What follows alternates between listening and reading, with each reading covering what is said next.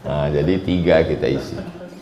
Supaya ceramah saya itu tak kemana-mana perginya, tak membelok-belok, maka kita kaji kitab judulnya Riyadus Shalihin. Riyad artinya taman. Mau kemana kau? Mau ke Riyadh, ibu kota Saudi Arabia, Riyadh. Tapi secara bahasa Riyadh itu artinya taman. Makanya ada orang menyebut Riyadul Jannah, taman surga. Oh kalau gitu saya kasihlah nama anak saya Riyadh Pak Ustaz. Mantap. Di mana kerjanya sekarang? Dinas Pertamanan. Riyadul Jannah, taman surga. Ini tidak Riyadul Jannah, Riyadus Shalihin, tamannya orang-orang yang soleh. Tamannya orang yang soleh itu bukan pokok kayu, ada bunga-bunga, ada air mengalir, bukan. Bukan itu tamannya orang yang soleh. Tamannya orang yang soleh itu adalah majelis zikir. Mana dalilnya? Idza marartum bi riyadil jannah farta'u. Kalau kamu lewat di taman surga, jangan kamu lewat aja, ikutlah makan minum. Kalau lewat di taman surga jangan lewat aja, singgah, ikut makan minum. Kata sahabat Nabi, mana ada taman surga di dunia ya Rasulullah? Kata Nabi, ada. Mana taman surga itu? Majalisus zikir, majelis zikir. Makanya habis sholat subuh tadi kita berzikir, Subhanallah 33, Alhamdulillah 33, Allahu Akbar 33, La ilaha illallah 40 atau 100. Setelah itu kita berdoa. Habis itu majelis ilmu. Majelis ilmu juga majelis zikir. Karena di dalam majelis ilmu itu tak ada cerita lain, isinya zikir kepada Allah Subhanahu wa ta'ala. Riyadus Shalihin min kalami sayyidil mursalin, taman-taman surga dari kalam sayyidil mursalin. Kalam artinya ucapan.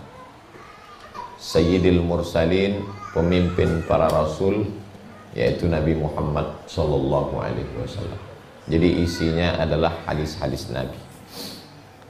Kitab Riyadus Shalihin ini di dalamnya ada kitab lagi. Di dalam kitab itu ada bab. Di dalam bab itu ada ayat Quran. Di bawahnya ada hadis-hadis. Jumlah hadisnya 1890, lupa pula. Dia lain cara ngitungnya. 1890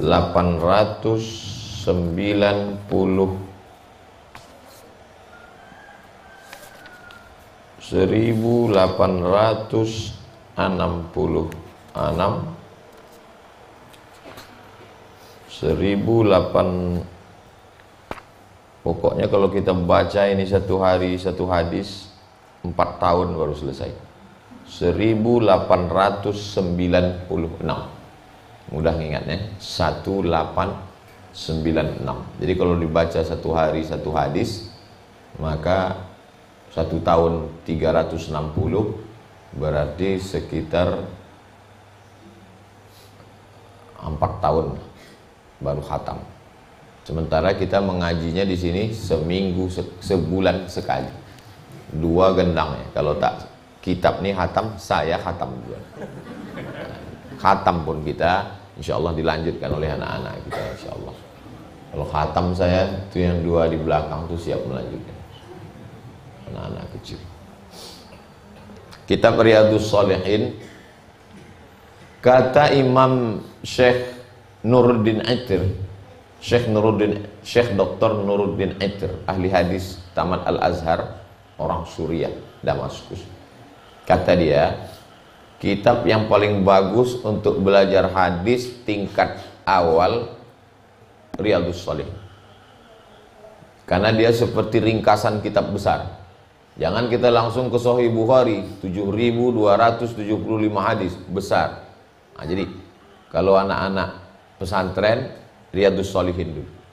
Riyadus Shalihin ini kitab matan. Kitab matan itu kitab inti, kitab teks. Ada syarah-syarah penjelasannya. Kalau kita tak paham Al-Quran, syarah penjelasannya namanya hadis. Syarah penjelasan Quran itu namanya tafsir. Kalau tak paham hadis, syarah penjelasannya namanya syarah. Makanya di Malaysia dosen itu disebut dengan pensyarah, karena dia menjelaskan yang tak jelas. Alhamdulillah tadi saya tak jelas hadis tuh, setelah dijelaskan pensyarah tuh jadi jelas. Nah, itu namanya pensyarah. Macam mana tadi? Alhamdulillah saya tak jelas Pak Ustaz. Setelah dijelaskan Pak dosen tuh makin tak jelas. Nah, itu bukan jelas namanya. Jadi kita mensyarah hadis yang ada di dalam kitab Riyadhus Shalihin. Siapa penulisnya? Penulisnya masyhur sekali. Nama ini sampai-sampai hampir di setiap kampung ada nama ini. Sudah populer di Indonesia. Namanya Imam Nawawi. Mungkin di antara ibu dari sejak sekolah sampai sekarang bapak pasti ada keluarga atau kawan namanya Nawawi. Saya kalau dihitung dalam perjalanan hidup saya, keponakan saya, anak abang saya Nawawi. Lalu kemudian kawan saya kuliah waktu di IAIN 96 satu kelas Nawawi juga. Lalu kemudian ketika ceramah di pesantren Sidogiri, nama ulama pimpinannya Kiai Nawawi Sidogiri. Saking populernya Nawawi. Jadi sebetulnya Nawawi ini siapa? Nawawi bukan nama orang. Nawawi nisbat ke kampung. Jadi ditambahkan huruf iya di ujung itu untuk menunjukkan bahwa dia orang situ. Misalnya Mesir, Mis. Jadi kalau untuk menambahkan orang Mesir, maka ditambahkan ya di ujung. Misri. Misri berarti orang Mesir. Misriyun, Misri, orang Mesir. Makkah, ditambah ya di ujung. Makki, Ustadz Abu Makki. Makki. Madinah, tambah ya di ujung. Al-Madani. Siapa itu? Madani. Madani itu orang Madinah. Irak. Irak. Jadi menjadi Al-Iraqi. Iraqi, orang Irak. Yaman. Berarti Yamani. Huwa Yamani. Berarti dia orang Yaman. Maka begitu juga dengan Imam Nawawi ini. Nawa. Dua asal kata nawan. Yang satu pakai huruf di ujung nawa. Makanya ada sebagian ulama menulisnya pakai alif. Nawawi. Karena pakai alif di ujung. Nawawi kata dia. Orang Nawa. Yang satu lagi tidak pakai alif. Nawawi. Nah, jadi kalau ada yang nanya, apa kitab yang kalian kaji itu? Kitab Riyadhus Shalihin. Siapa penulisnya? Imam Nawawi. Pakai alif atau tidak? Dua pendapat. Pendapat yang pertama Nawawi. Pendapat yang kedua Nawawi. Tak pakai alif. Nama dia tidak itu. Makkah jadi Makki, Madinah Madani, Mesir Misri, Irak Iraqi, Yaman Yamani. Kalau Kampar Kampari. Syekh Abdul Ghani Al-Kampari, ulama besar dari Batu Besue, mursyid tarekat Naqsabandiyah. Nah, jadi iya di ujung itu namanya iya nisbat, menisbatkan dia berasal dari mana. Ustadz Budi Al-Maidani, orang Medan. Kita agak panjang sedikit. Arimbau Panjangi. Oh, Rimbau panjang. Nawawi. Nama dia, nama aslinya Yahya. Yahya. Nama ayahnya Syaraf. Syaraf artinya mulia. Kalau pakai shin, Syaraf, mulia. Kalau pakai sin, Saraf, boros. Jadi dalam bahasa Arab ini hati-hati menyebutnya. Banyak kadang orang menyebut, marilah kita berselawat kepada Nabi Muhammad. Wassalatu wassalamu ala Sayyidina Muhammadin. Wassalatu wassalamu ala asrafil. Kalau pakai shin, ashrafil. Ashrafil anbiya. Artinya Nabi yang paling mulia. Tapi kalau salah dia menyebutnya, disebutnya asrafil. Nabi yang paling boros. Hati-hati menyebut. Makanya ada sa, ada sya, ada so, ada tha. Makanya di pengajian sore Jumat kita buatkan satu kali khusus untuk tahsin supaya jangan sampai salah mengaji. Rubbatalil Quran wal Quranu yal'anu. Berapa banyak orang baca Quran dilaknat oleh Quran karena salah. Alhamdulillah Ustaz Somad, saya tak pernah salah. Kenapa? Karena tak pernah baca Quran. Parah. Yahya bin Syaraf Kasim. Ini namanya nisbat. Nisbat. Ini namanya nama atau isim. Ada satu lagi namanya kunyah. Kunyah. Bukan kunyah. Kalau kunyah itu mengunyah bubur kacang hijau udah nampak dari sini. Akan datang tolong pintu itu ditutup supaya fokus yang Ustadz mengajar. Kunyah itu yang pakai abu-abu tuh. Nah, jadi beliau namanya Yahya, nama ayahnya Syaraf, nama nisbatnya Nawawi. Kunyahnya Abu Zakaria. Abu Zakaria. Biasanya dipanggil dari anak pertama. Mohon maaf Pak, Bapak siapa nama anak pertama? Anak pertama? Ya. Yogi. Jadi Abu Yogi. Abu Yogi. Orang kan selalu orang Minangkabau menyebut nan gadang indak diimbau gala, nan ketek indak disabui namo. Menyebut namo, menyebut nama itu pantang. Jadi untuk menghormati orang panggil Abu. Sebetulnya tradisi tempat kita gitu juga. Kan jarang ibu-ibu manggil nama orang. Aisyah. Lagi nama anaknya. Kebetulan nama anaknya Kia. Mama Kia. Kebetulan nama anaknya Bella. Mama Bella. Kebetulan nama anaknya macam-macam lah. Begitu juga dengan bapaknya. Mana ayah siapa tadi? Mana ayah si Fulan tadi? Itu Abu. Beliau dipanggil dengan Abu Zakaria. Ada lagi namanya laqab. Laqab. Laqab itu gelar.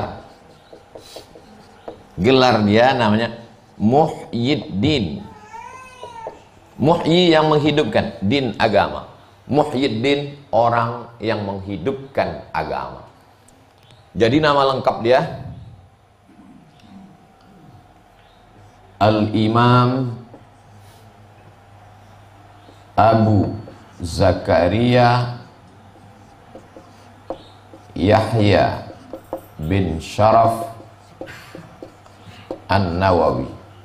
Al-Imam Muhyiddin Abu Zakaria Yahya bin Syaraf An-Nawawi. Kenapa orang Arab itu namanya panjang kali Pak Ustadz? Namanya tak panjang, kau tak tahu bilang. Mana tahu nanti ada orang. Namanya kok panjang kali Pak Ustadz? Nama dia pendek, Yahya. Terus yang panjang itu apanya? Ada laqab, ada kunyah, ada nisbat, ada ayahnya. Jadi nama orang Arab itu satu aja, Yahya. Makanya heran orang Arab tuh nengok nama kita panjang-panjang betul. Panjang kali nama. Nama kawan, biasanya nama kawan-kawan kita sekolah itu mana yang paling unik, itu yang paling ingat. Kawan saya dulu waktu di pesantren namanya Rio Catur Pandapo Tandamanik. Jadi waktu di kelas, siapa nama kau? Rio Catur Pandapo Tandamanik. Rio itu apa artinya? Rio artinya adalah sebuah negara, Rio de Janeiro. Catur karena ayah saya pemenang main catur. Pandapotan, waktu dia sedang main catur, saya pun lahir. Orang Batak menyebut dapatlah kau Pandapotan. Damanik marga, orang Simalungun. di tepi Danau Toba. Rio Catur, Pandapotan, Damanik. 4 itu nama dia. Yang ujung itu aja yang marga dia. Kalau orang Arab enggak, namanya pendek. Yang panjang itu karena di dalam itu ada 4 unsur. Ada laqab, ada nama, ada kunyah, ada bin, ada nisbat di ujung. Apa kitab yang kalian kaji? Riyadhus Shalihin min kalami Sayyidil Mursalin. Siapa penulisnya? Imam Muhyiddin Abu Zakaria Yahya bin Sharaf An-Nawawi. Ini diingat-ingat Bapak Ibu, nanti ada UAS namanya, ujian akhir semester. Setiap berapa bulan sekali. Lahirnya pada tahun 631 Hijriah. 631 Hijriah. Masehinya 1233 Masehi. Lalu dia pun dididik oleh ayahnya. Pendidikan pertama menghafal Quran. Itulah mengapa anak-anak tahfiz ini 3 tahun ini dia tak diganggu dengan yang lain. Kelas 1, kelas 2, kelas 3 nanti dia hanya tahfiz saja. Anak TK kita pun fokusnya ke tahfiz. TK tahfiz, SD pun tahfiz juga, SMP pun tahfiz juga. Nanti sudah hafal di 30 juz baru masuk SMA tahfiz. Jadi kita mau membuat kampung kita ini menjadi kampung tahfiz. Ibu-ibunya pun tahfiz. Tak bisa 30 juz, juz 30. Tak bisa juz 30 dari Wadduha aja. Tak juga bisa Wadduha, kulhu 3 kali. Nah, itu dah jurus terakhir lah itu. Lalu kemudian dididik dia oleh ayahnya, belajar, pindah dia ke Damaskus pada tahun 649. 649 pindah dia ke kota namanya Dimashq. Dimashq. Orang Arab menyebutnya Dimashq. Payah orang Barat menyebut Dimashq, maka ditulislah namanya Damaskus. Membacanya Damaskus, bukan Damascus. Ibu kota Suriah. Lalu kemudian pada tahun 665 dia diangkat menjadi 665 dia diangkat menjadi Darul Hadis Al-Ashrafiyah. Dar artinya rumah, hadis rumah hadis, Al-Ashrafiyah, Ashraf mulia. Di Damaskus ada tempat belajar hadis namanya Darul Hadis Al-Ashrafiyah. Waktu itu umur dia 34 tahun, masih muda belia. Umur 34 tahun diangkat menjadi mudir, direktur Darul Hadis Al-Ashrafiyah. Maka dia dikenal dengan ahli hadis, walaupun keahliannya bukan hanya di bidang hadis. Lalu kemudian dia satu hari itu membaca Isnai Ashar Darsan. Sehari dia belajar 12 pelajaran. Kita hari ini 1, insya Allah 11 lagi menyusul nanti insya Allah. Amin. Apa-apa pelajaran lah, pelajaran memasak, pelajaran mencuci, pelajaran itu semua pelajaran itu 12. Lalu kemudian kata ulama, apa kehebatan Imam Nawawi ini? Kenapa dia hebat betul? Kalau orang baca kitab hadis, yang paling tinggi Sahih Bukhari, di bawah Sahih Bukhari Sahih Muslim. Kitab hadis ada 6. Kitab hadis banyak Pak Ustadz. Yang induk-induk Ahlus Sunnah wal Jamaah 6. 1, 2, 3, 4, 5, 6. 1 Sahih Al-Bukhari, 2 Sahih Muslim, 3 Sunan Abi Daud, 4 Sunan Tirmizi, 5 Sunan Nasai, 6 Sunan Ibnu Majah.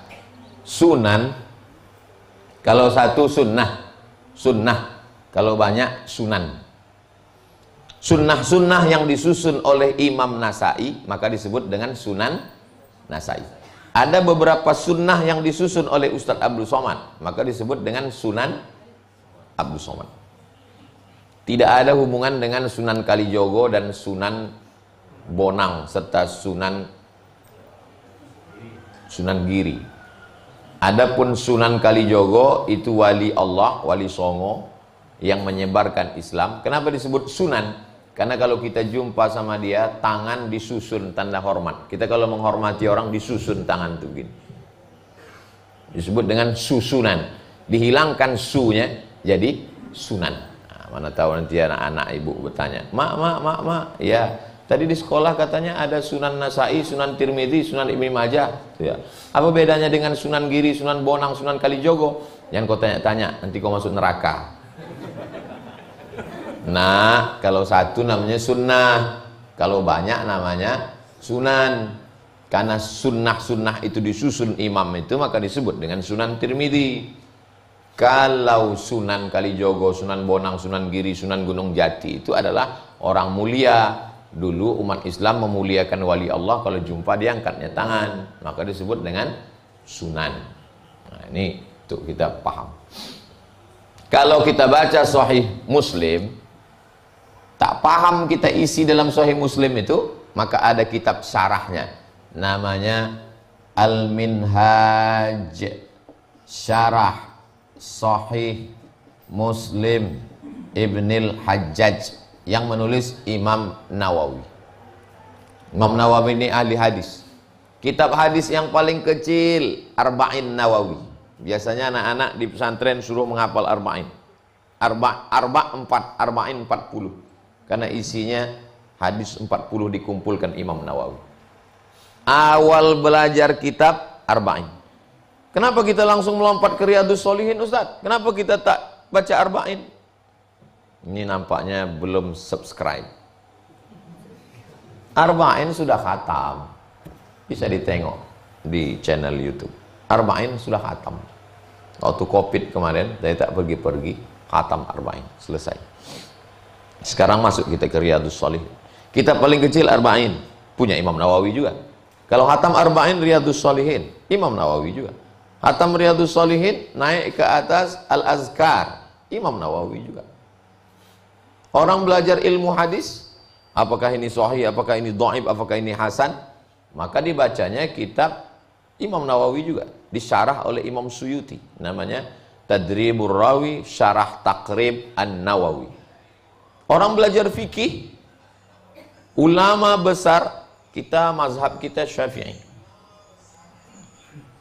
Mazhab Syafi'i.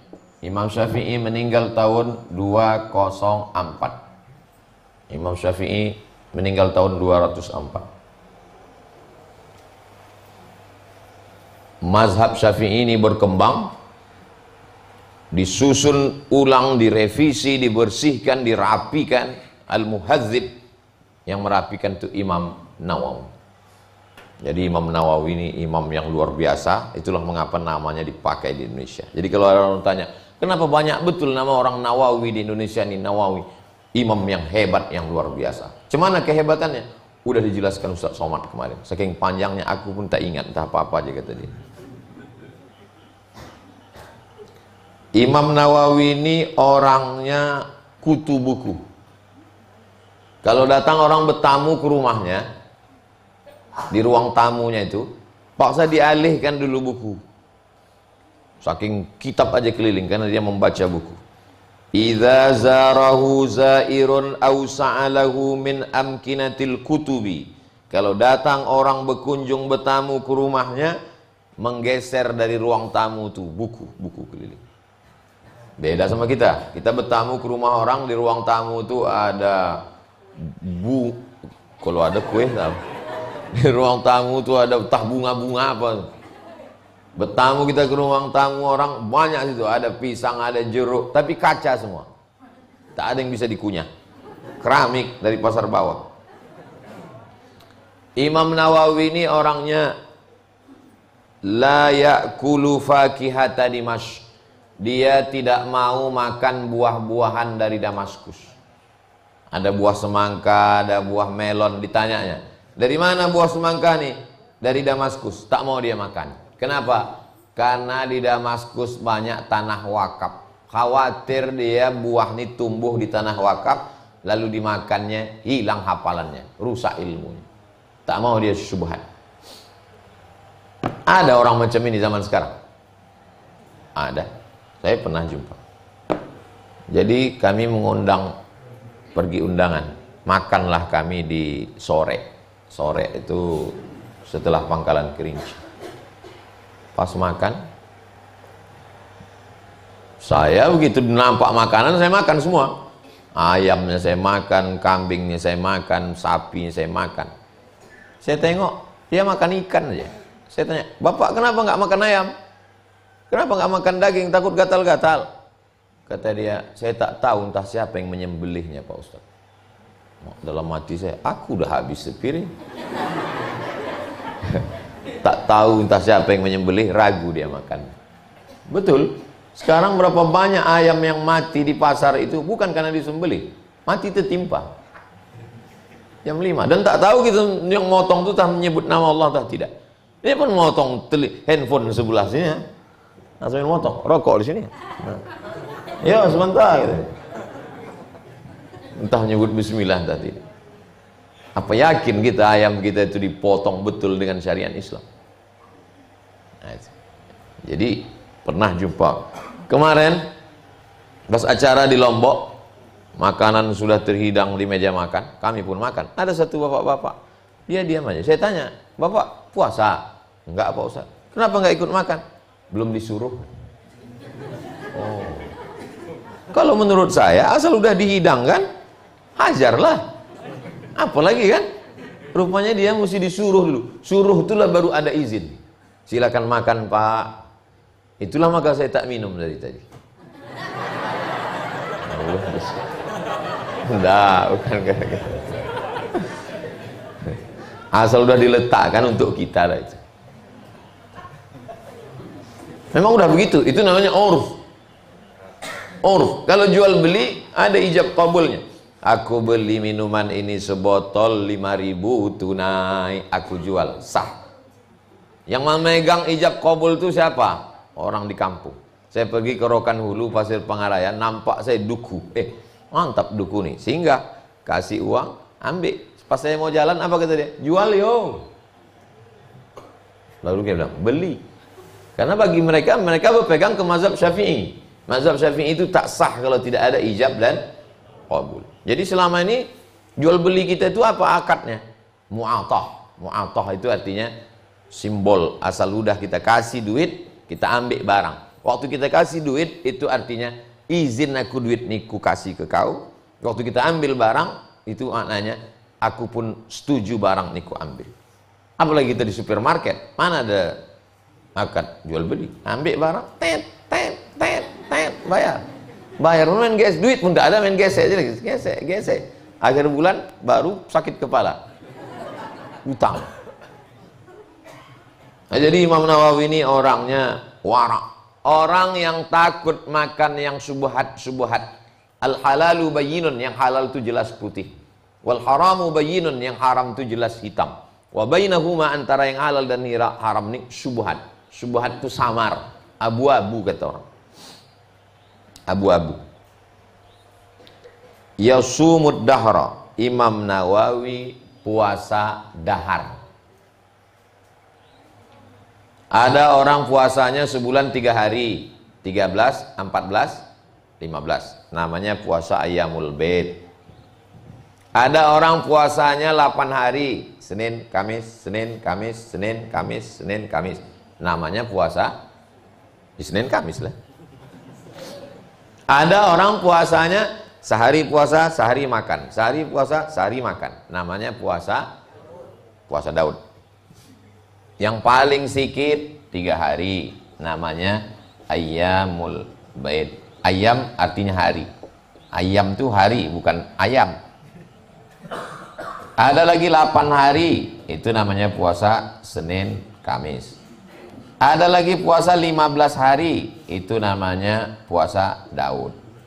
Ada lagi puasa yang paling tinggi 30 hari atau 29. Itu namanya puasa dahar. Imam Nawawi ini puasa dahar. Puasa setiap hari. Yasumud dahra, puasa dahar. Ada di antara Bapak Ibu yang puasa dahar hari ini? Kalau ada, rugilah dia. Tak dapat bubur kacang hijau. Puasa dahar. Saya jumpa sama orang puasa dahar 2 minggu yang lalu di Kudus.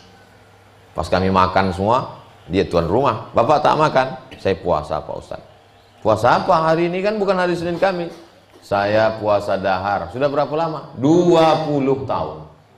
Dan badannya 2 kali lipat badan saya. Malu pula saya. Awak tak puasa kurus kering. Dia puasa gemuk sehat. Jadi ada manusia puasa dahar itu sampai sekarang. Jadi kalau ada orang mengatakan, saya puasa ini takut Pak Ustaz, nanti bawa aku ke Kudus, kujumpakan kau sama dia. Sehat walafiat. Hajja marratain. Walaupun dia ulama besar, dekat dari kota Madinah, maka hajinya seumur hidup cuma 2 kali. Cuma 2 kali dia haji. Ini sekarang orang bolak-balik ke Makkah, setahun sampai 2 kali. Apa ini? Banyak lagi fakir miskin yang perlu di sekolah. Ustaz Somad itu umroh 2 kali juga. Beda sama saya buat jamaah. Oh, jadi kalau Ustaz boleh? Boleh. La yatazawwaj. Imam Nawawi tak menikah. Sampai meninggalnya dia tak menikah. Dia termasuk dalam ulama yang disusun oleh Syekh Abdul Fattah Abu Ghuddah, ahli hadis di Damaskus, menulis kitab judulnya Al-Ulama Al-Uzzab Alladzina Atharul Ilma Ala Zawaj. Ulama yang tak nikah karena lebih memilih ilmu daripada menikah. Di antaranya Imam Nawawi. Imam Ibnu Taimiyah juga tak menikah. Said Qutb juga tak menikah. Ini kabar gembira untuk para jomblo. Tapi zaman dia bisa. Zaman dia tak nikah bisa. Karena zaman itu perempuan itu cuman biji matanya aja yang nampak. Mukanya semua tertutup, nampak. Zaman sekarang biji matanya tertutup, yang lain terbuka. Udah terbalik-balik dunia ini. Jangan ini dijadikan pedoman. Beliau tak salah. Zaman ini sudah berbolak-balik, maka anak-anak muda menikahlah. Nah, ini tazawwaju, menikahlah. Beliau meninggal umurnya 45 tahun. Seumur saya sekarang. Saya mau kasih tahu ke Bapak Ibu, saya lahir 1977, sekarang 2022, pas 45 tahun. Walaupun banyak yang bilang masih 25. Berat saya menjelaskannya. Imam Nawawi meninggal tahun, mudah mengingatnya, 676. 676. Bisa diingat? 676. 676. 1277 Masehi, 676 Hijriah. Kira-kira kalau di Indonesia sezaman sama siapa lah dia nih Pak Ustadz? Raja Aceh pertama yang masuk Islam namanya Merah Selu. Saya ziarah ke makamnya, saya tengok tertulis di nisannya 1297. Sezaman dengan Imam Nawawi. Wali Songo 14, 200 tahun sesudah Raja Aceh. Namanya Merah Selu. Satu malam mimpi dia datang orang bersorban berjenggot meludahi mulutnya. Tuih. Pas bangun bisa dia baca Quran. Berubah namanya menjadi Al-Malikus Soleh, raja yang soleh. Al-Malik artinya raja, As-Soleh raja yang soleh. Payah orang Indonesia menyebut Al-Malikus Soleh, dipanggil Malikul Saleh. Jadi sezaman dengan Raja Aceh, Imam Nawawi. Dia kan tak menikah Pak Ustadz. Iya. Kenapa namanya Abu Zakaria? Abu bapak Zakaria, bapak si Zakaria. Tapi tak nikah, tak punya anak. Betul tak? Kok bisa Abu Zakaria? Ini kebiasaan. Kalau ada orang namanya Yahya, Nabi Yahya itu punya ayah tak? Zakaria, maka dipanggil dengan Abu Zakaria. Kalau ada orang namanya Yusuf, dipanggil Abu Yakub. Nah, itu. Mana tahu nanti ada nanya. Siapa namanya? Namanya adalah Imam Muhyiddin Abu Zakaria. Abu Zakaria, Bapak Zakaria. Iya. Tapi dia tak nikah. Iya juga ya. Lupa pula aku nanya sama Ustaz Somad kemarin. Nah, tunggulah aku telepon dia dulu. Udah lewat jam 6, lewat 10. Udah kena sanksi kita lewat 10 menit. Pengajian kita sampai jam 6, dari 6 ke 6.22 menjawab pertanyaan-pertanyaan. Ada kertas-kertas tadi. Nanti pas jam 6.22 kita sholat sunat isyraq. Habis sholat sunat isyraq barulah dibagi bubur kacang hijau tadi. Assalamualaikum Ustaz. Waalaikumsalam. Kami dari keluarga, nama tak saya sebut, menjaga kode etik jurnalistik. Bagaimana cara membayar hutang almarhum bapak? Tidak tahu jumlahnya atau pada siapa saja. Itulah mengapa dalam Al-Quran itu ayat yang paling panjang adalah ayat tentang hutang. Orang sekarang di rumah itu semuanya hutang. Panci hutang, ember hutang. Satu-satunya yang lunas bininya. Karena Pak Kua mengatakan, aku nikahkan engkau dengan anakku dengan mahar seperangkat langsung gitu, tunai. Andai boleh bini itu kredit juga. Maka kalau kita hutang piutang, walaupun kawan akrab, walaupun adik beradik, walaupun saudara, idza tadayantum bidainin ila ajalin musamman faktubuh, tulis. Akibat dari tak menulis inilah, tak tahu kepada siapa saja dan berapa jumlahnya. Saya ada satu map khusus itu di rumah, hutang piutang, berapa orang yang berutang ke saya. Ustadz ada utang? Saya tak ada utang sampai sekarang. Dari dulu memang takut berutang. Saya lebih baik hidup susah daripada berutang. Tapi kalau terdesak, berutang juga. Kapan? Waktu lupa bawa dompet. Nah, itu berutang. Bagaimana caranya kalau kita tak tahu jumlahnya berapa? Tak tahu jumlahnya berapa, gimana kita mau bayar? Maka tak kita bayarkan. Karena kita tak tahu jumlahnya berapa. Kepada siapa saja, tak juga bisa kita bayar. Karena kita tak tahu. Maka tidak wajib kita bayarkan. Wajib membayarkan hutang kalau tahu orangnya, jumlahnya berapa, ada orang yang menuntut, bersumpah dia. Aku bersumpah bahwa bapak kau dulu ada berutang kepadaku. Berapa hutangnya? 1 juta. Bayar. Dari mana dibayar? Mim ba'di wasiyatin yusi biha audain, dari harta warisan sebelum dibagi.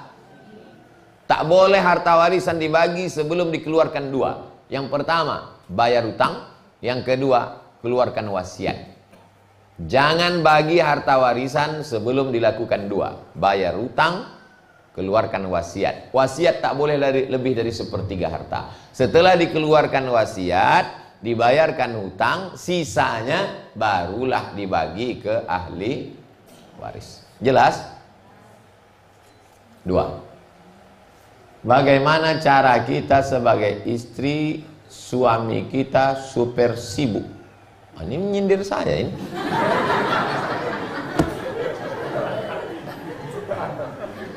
Saya sesibuk-sibuknya saya, Selasa, Rabu, Kamis, 3 hari saya tetap.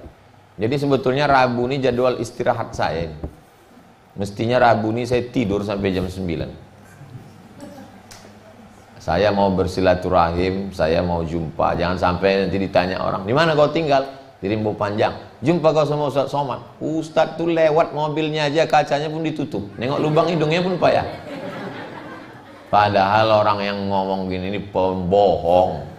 Setiap sore Jumat saya buat jadwal situ, dah bertahun. Iya itu kan untuk ibu-ibu aja, kami laki-laki malu lah kami datang. Ini udah dibuat untuk laki-laki, perempuan. Iya, nak banyak kali alasan kau. Nah, jadi bagaimana kalau suaminya super sibuk? Inna li jasadika 'alaika haqqan. Badanmu punya hak, kasih dia hak. Apa hak badan? Makan. Apa malu nyebut makan? Inna li 'ainika 'alaika haqqan. Matamu punya hak, kasih dia hak. Apa hak mata? Tidur. Tak boleh ibu tak makan-makan. Tak boleh bapak tak tidur-tidur. Mesti tidur. Inna li ahlika 'alaika haqqan. Istrimu punya hak, kasih dia hak. Wa ati dzi haqqin haqqahu, yang punya hak kasih haknya. Apa hak istri? 5. Hak ibu kepada bapak nih 5. Yang 5 nih kewajiban bapak. Yang pertama, makan. Ibu udah dikasih makan? Semalam kan udah. Yang kedua, pakaian. Ibu udah dikasihnya pakaian? Ketiga, tempat tinggal. Udah dikasihnya tempat tinggal? Keempat, pendidikan. Sudah dididiknya ibu? Itulah gunanya kita buat pengajian. Pengajian sore Jumat, pekan pertama akidah. Yang kedua, mengaji hadis dengan Ustaz Somad. Yang ketiga, fikih. Yang keempat, akhlak. Yang kelima, tahsin dengan Ustazah Fatimah. Itu untuk membantu suami-suami yang super sibuk sampai tak sempat mendidik bininya. Makan, pakaian, tempat tinggal, pendidikan. Yang kelima, perhatian. Istri kalau tidak diperhatikan suaminya, dia akan mencari perhatian laki orang. Akhirnya dia bersolek di luar rumah, muka putih, tangan hitam. Banyak perempuan sekarang bersolek untuk mencari perhatian orang lain. Kalau jumpa di luar rumah, cantik bukan main. Pas jumpa di rumah, macam mak lampir. Nah, ini perhatian. Nah, sebetulnya ini kalau ditengok-tengok ini bukan pertanyaan. Ini dia menyindir suaminya. Tidak, tak boleh ada sindir menyindir. Pertanyaan baik. Ini untuk menyadarkan kita semua bahwa ada orang yang punya hak terhadap diri kita. Mudah-mudahan kita tidak menjadi orang yang zalim. Suami yang terlalu sibuk sampai tak memperhatikan keluarga, zalim, aniaya. Tolong doakan almarhum bapak kami Pak Ustadz yang dulu sebelum meninggal ingin jumpa dengan Ustadz. Nanti habis tausiah kita berdoa bersama. Yang meninggal, yang sakit kita bacakan doa. Bagaimana menghadapi suami selalu melakukan kesalahan yang sama walaupun itu masalah kecil? Saya sudah berusaha sabar. Saya sebagai manusia bisa tidak tidak bisa mengontrol emosi. Bagaimana cara mengatasinya, Ustaz? Ibu jangan pulang menjadi penceramah lalu menceramahi suami. Jangan mentang-mentang udah pengajian sore Jumat, pengajian subuh Rabu, lalu balik dari sini ibu panggil suami. Sini bang, duduk. Ya ayyuhalladzina kafaru. Ibu, kalau ada yang tak cocok dengan bapak, bicarakan baik-baik. Kalau dia orangnya temperamen, kasar, tak masuk cakap, ibu secara adat Minangkabau ado ninik mama awak. Didilukan selangkah, ditinggikan seranting, batangnya sampai basanda, daunnya sampai banaung, akarnya sampai baselo. Itu fungsi nenek mama, memanggil suami. Siko ang sebentar setan. Ko anak kemanakan kami. Itu secara adat. Tak masuk pun Islam dulu ke negeri kita, perempuan itu terjaga dan terpelihara sebelum Islam masuk. Setelah Islam masuk makin terjaga. Karena ibu dikawal oleh 6 pengawal. Ini anak-anak perempuan ini dibangkitkan semangatnya. Jangan sampai dilecehkan. Hai kau anak perempuan, 6 pengawal kau nak. Yang pertama, ayah. Yang kedua, atuk. Yang ketiga, abang. Yang ketiga, 4, adik laki-laki. Yang kelima, abang ayah. Abang ayah itu apa namanya? Kalau kampung kami, uncle. Yang keenam, adik ayah. 6 pengawal inilah yang memanggil si laki-laki. Jadi jangan katakan kenapa ayahmu intervensi hubungan kita. Ini menantu tak tahu agama. Makanya kalau datang laki-laki meminang anak gadismu, iza ja'akum man tardawna dinahu. Kalau datang anak laki-laki meminang anak gadismu, adikmu, cucumu, keponakanmu, man tardawna dinahu, baik agamanya, wa khuluqahu, baik akhlaknya, fazawijuhu, maka nikahkanlah dia. Nikahkan dia karena 2. Pertama agama, yang kedua akhlak. Jadi begitu cara penyelesaiannya, Bu. Kalau suami itu tak betul. Jelas? Alhamdulillah bisa berjumpa dengan Ustaz. Selama ini kemana aja? Pulang balik saya ngisi pengajian. Mohon doanya Ustadz, udah hampir 1 tahun menikah belum diberi keturunan. Mohon didoakan supaya dapat. Nanti di akhir majelis kita doa untuk yang belum keturunan, yang belum nikah, yang sudah meninggal, untuk rezeki, untuk kesehatan, untuk kita istiqomah, untuk kita semua insya Allah. Semoga Ustadz selalu dalam lindungan Allah, amin. Mohon doanya untuk anak saya Aisyah Nabila menjadi anak solehah, bisa hafiz Quran, amin. Nanti kita baca di akhir majelis. Kapan Ustadz membuka pondok tahfiz untuk anak laki-laki? Tunggulah bangunannya siap. Tanahnya aja baru bertimbun. Yang depan TK. Yang depan TK itu panjang 1,5 kilometer tembus ke jalan sana. Ibu, bapak kalau lewat situ bacakan Al-Fatihah. Lewat situ berhenti sebentar. Kok tanya orang, kenapa kau situ? Aku membacakan Al-Fatihah biar diturunkan Allah rahmat, cepat berdiri bangunan supaya anakku bisa sekolah tahfiz Quran. Amin. Tanahnya udah ada. Nanti bangunan selesai baru kita terima. Anak saya sekarang udah kelas 5 SD. Mak, 1 tahun nih mesti siap. Saya ingin anak saya masuk pondok pesantren. Amin. Bagaimana hukumnya mengaji tapi salah bacaannya, tapi niatnya benar? Kita kalau bawa mobil sampai di depan mall SKA lampu merah, lampunya sudah hijau, tidak belok kanan, tidak belok kiri, tidak maju, tidak mundur. Kira-kira orang di belakang marah apa tak marah? Tidak marah. Kenapa tak marah? Karena tertulis di atas, belajar. Orang belajar tak kena marah. Tapi belajar itu ada masanya, 7 kali pertemuan. Setelah turun SIM, prit, kena tilang. Jadi kita boleh salah selama dalam masa belajar. Ibu-ibu bisa belajar setiap sore Jumat, ada tahsin dengan Ustazah Fatimah. Di masjid kita ini pun ada maghrib sampai maghrib ke isya mengaji. Kok tahu Ustadz? Ustadz kan tak pernah datang kemari maghrib ke isya. Suaranya kemana-mana. Musola ini memang kecil, tapi mikrofonnya luar biasa. Dah kemana-mana sampai. Bagus, supaya membangunkan orang. Kalau ada masyarakat di lingkungan sini terganggu dengan mikrofon musola kita ini, itu berarti dia perlu diruqyah. Karena dia diganggu setan. Kasih tahu orangnya, nanti kita ruqyah. Jadi salah bacaan tak apa-apa dalam proses belajar. Tapi jangan sampai salah terus-terusan. Yang salah, yang tak lancar, jangan berkecil hati. La aqulu alif lam mim harf. Alif lam mim tidak dihitung 1 huruf. Alif 1 huruf, lam 1 huruf, mim 1 huruf, walikulli harfin asyru amsaliha. Setiap huruf dibalas 10 kebaikan. 10, 10, 10. Saya ibu rumah tangga mau bertanya tentang menggadai tanah, tapi tanah itu belum lunas dan orang tempat menggadai sudah meninggal. Bagaimana Pak Ustadz, sedangkan keluarganya hanya abang yang berutang? Apa harus kami lakukan? Dulu berapa minjam duitnya? 10 juta. Bawa 10 juta. Assalamualaikum Pak. Dulu tanah kami ini digadai oleh anakmu yang ngasih duit. Bapakmu. Sekarang kami balikkan duit ini, balikkan tanah. Balikkan duitnya, balikkan tanah. Selesai gadai-menggadai. Putus. Hukum gadai-menggadai dalam Islam boleh rahan. Tapi kalau kita menggadai pokok sawit, menggadai padi, menggadai pokok durian, selama dalam proses gadai itu hasilnya tak boleh diambil oleh orang yang meminjamkan duit. Kullu qardin jarra naf'an fahuwa riba.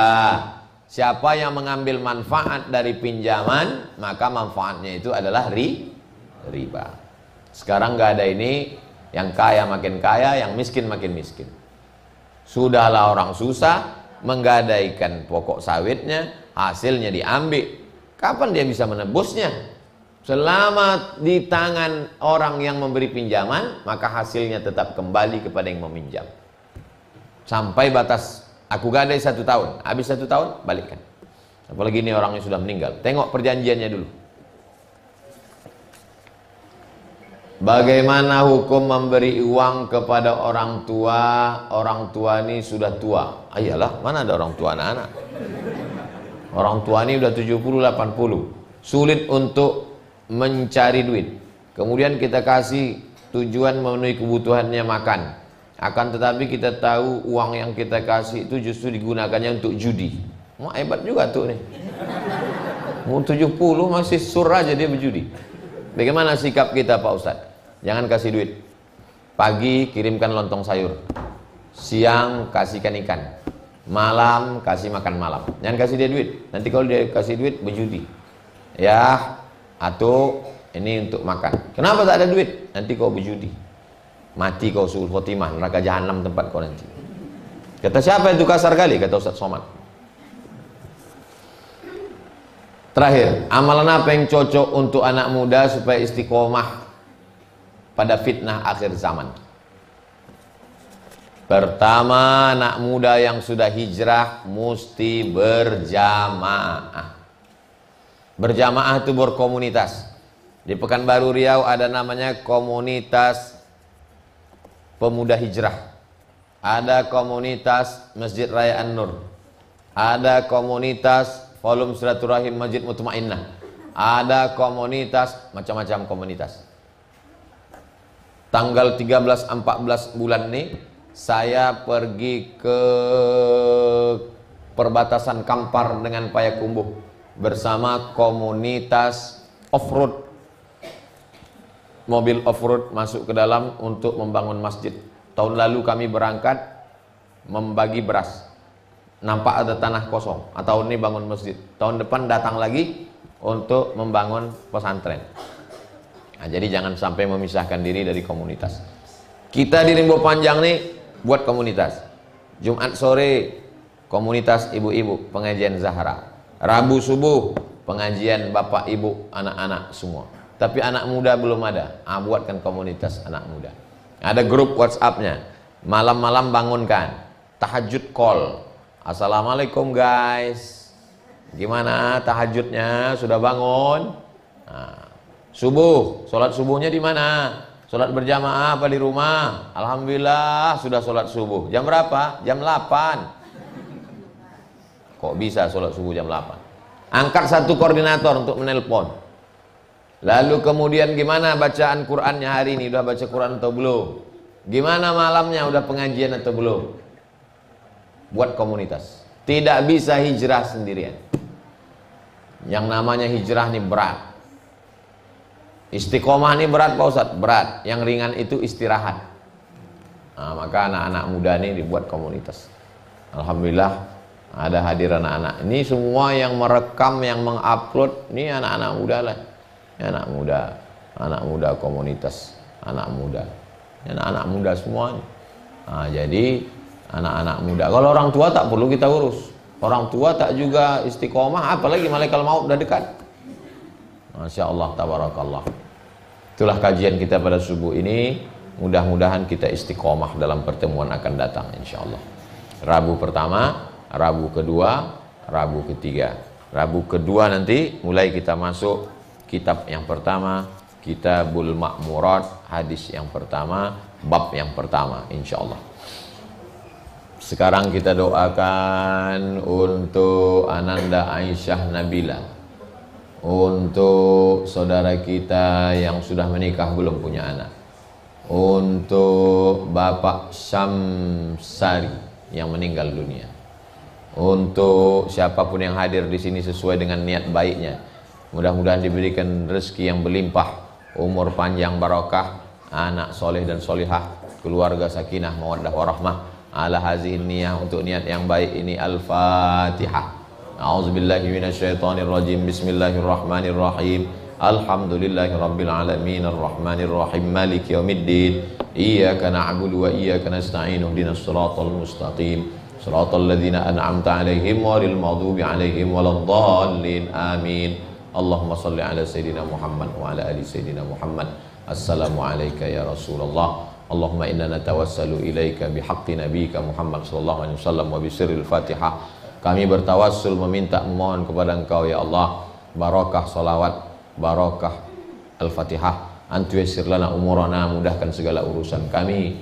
Waqdi hajatina, tunaikan segala hajat kami. Balligh maqasidana, sampaikan segala maksud niat kami. Waj'al abna'ana wa banatina minas solihin was solihat, jadikan anak-anak kami anak-anak yang soleh dan solihah. min huffazil Quran wal hafizat, menjadi para penghafal Quran, minal mujahidina fi sabilika bi amwalihim wa anfusihim, menjadi mujahid fisabilillah menolong agamamu ya Allah. Allahumma 'allimna ma yanfa'una wanfa'na bima 'allamtana innaka antal alimul hakim.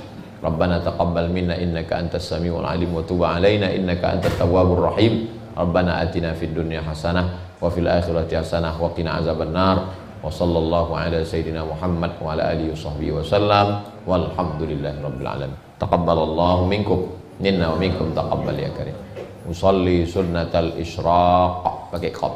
Usalli sunnatal isyraq raka'ataini lillahi ta'ala. Yang payah mengingat bahasa Arab dalam hati, aku salat sunat isyraq 2 rakaat karena Allah, lillahi ta'ala. Kita salat sunat isyraq 2 rakaat, setelah itu sesuai dengan aktivitas kita masing-masing. Mohon maaf atas segala kekhilafan. Terima kasih atas segala perhatian. Aqulu qauli hadza astaghfirullah li wa lakum. Wassalamualaikum warahmatullahi wabarakatuh.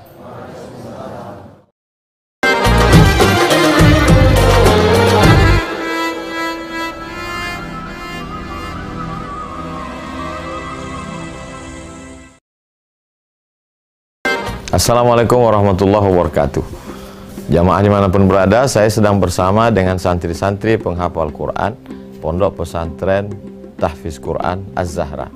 Mari kita support Pondok Pesantren Tahfiz Quran Az-Zahra gratis melalui donasi Bank Syariah Indonesia (BSI). Nomornya catat baik-baik, 76 7-nya 5 kali, 77 777 656. Sekali lagi 76 77 777 656.